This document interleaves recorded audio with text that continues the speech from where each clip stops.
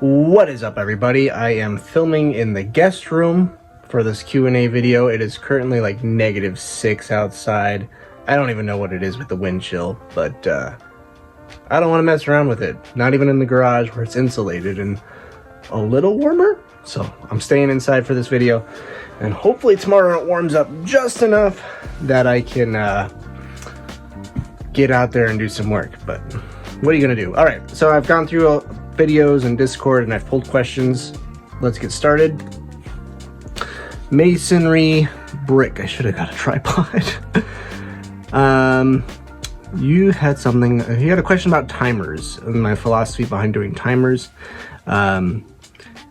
You say you will start a small task and look up and it's 8 hours later, so a timer schedule sounds like it might work.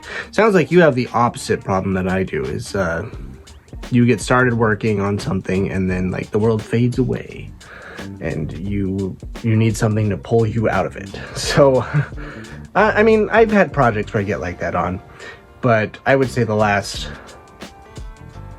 2 years of my life have been kind of like jumping all over the place and not wanting to focus on something. So a timer for me was, how do I make myself do these things that I don't want to do that I have to do? Like sorting the used part. I don't mind doing minifigure parts. Like I'll do that hours and hours. But the like basic bulk stuff, I don't enjoy it. I'm just gonna lay it out there. But I know it's a necessary part of what I do, and I like in general the thing that I do. So I will make myself do that thing because it lets me do the parts that I do like. However, I will put it off because I just do not, I will find excuses. So I actually saw Ralph's Bricks.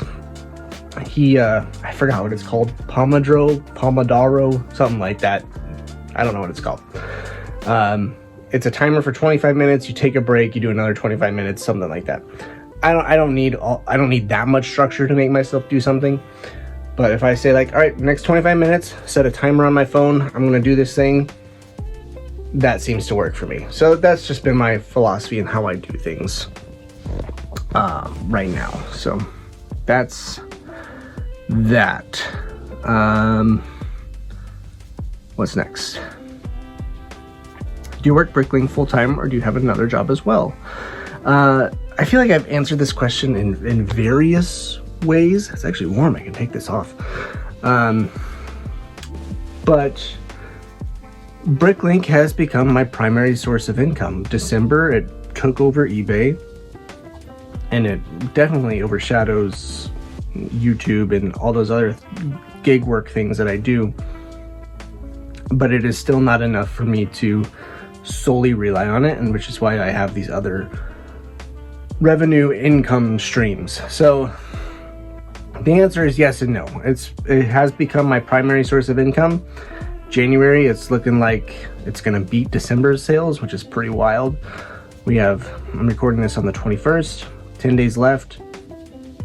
And actually, let me pull up December real quick. 2024. So December, Bricklink did $2,535 gross. And with 10 days left in January, gross for Bricklink is $1,830. So less than $1,000 away from matching December, which was unexpected for me. I expected December to be far greater, and January has been wonderful so far. So yes, it is my full-time job, but no, because I have other income streams that support it. I hope that makes sense. And I've also addressed in like other videos, like I'm a stay-at-home dad multiple days a week, so I'm not a traditional 40 hours per week, clock in, clock out kind of thing. Pie Games, let's go 3,000 subs. Dude, we are so close. Like as of this recording, we're like 15 away, which is wild. It is so exciting. It just keeps growing faster than I know what to do with it. If I'm being honest, that's not a complaint. I love it. The rumor right now is that Lego is coming out with an updated version of that Spider-Man Doc Ock train battle. Yeah, I've the parts just arrived, so I should, when you're watching this, I should be working on it today, getting that finished. I'm not really too worried about Lego re-releases of that kind of thing, because Lego typically tweaks things and changes things, and people still want the original set, and I have the original instructions, so I think there's something to that. The set may decline in value slightly, but I'm not really worried about it, to be honest. I mean, I think it's currently selling for like 120-ish. Even if it drops like 80, I'll still be happy with that. But yeah, I didn't know there was that rumor, so thank you for that heads up. I will be watching out for that one. Hey. Glenn Brown, have you ever thought of asking customers why? I'm now curious on why all the Gandalfs. Somebody came through and bought 7 Gandalfs. Skeleton Crew was a good series, really happy with the ending. Interesting how the Lego YouTube community is connected. Travis, you were doing a great job. Oh, thanks, Glenn Brown. Yeah, so I guess you got a couple topics in there. And then, like, yesterday's video, somebody bought like 300 torsos. No legs or heads, just torsos. It was bizarre. So, if they're a viewer and I'm like, dude, what are you up to? Like, the people are happy to answer, but if they're just some random person, I feel weird being like, bro, why are you doing this? Like, I don't know, feels weird to do that. But maybe it's one of those things where, like after you see the monster, you're not scared of the monster. Maybe it's better just to imagine what people are doing with this stuff. And Skeleton Crew, I thought it was a great show.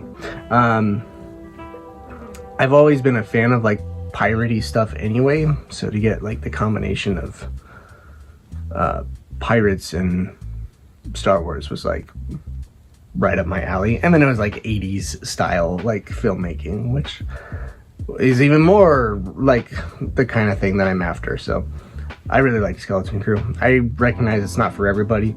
I have some people saying it wasn't gritty enough. Like, that's fine, but it was a really good show. You should give it a shot. Way better than Acolyte. And I'm not like an Acolyte hater, but that show had problems. Anyway. Beard? Nightlight High? Yeah, a few of you were like shocked that my beard disappeared there for a little bit.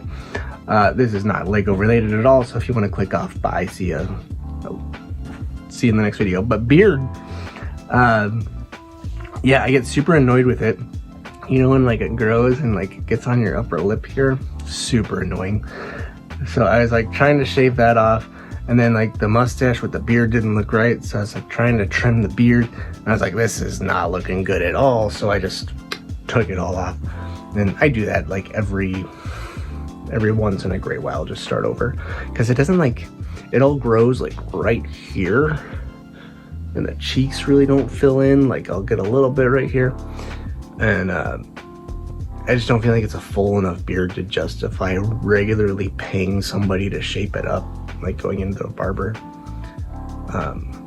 I've done it on occasion, like before a wedding or something. I'll get it like professionally trimmed and shaped up. But well, anyways, thank you for coming along on this little detour. This is where the clones are living right now. I think I'm gonna bring in a couple other things in here. Because this is the guest room. We're not really using this closet for anything. It's not even like storing anything. So if like I can have a little indoor personal collection thing, that could be cool. I don't know. I also don't want to, my kid is getting older, so like once he discovers there's stuff in there, is he gonna like just come in here and mess with stuff? I gotta think of that kind of thing too. But anyways. All right, I'll catch y'all later. That ought to do it. Bye. Love you.